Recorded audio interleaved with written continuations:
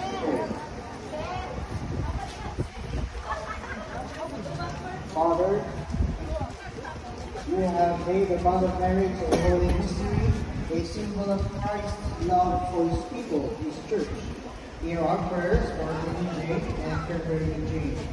With faith in you and each other, they pledge their love today. May their lives always bear witness to the reality of the love. We ask you this through our Lord Jesus Christ, your Son, who lives and reigns with you in the unity of the Holy Spirit, one God, forever and ever. Amen.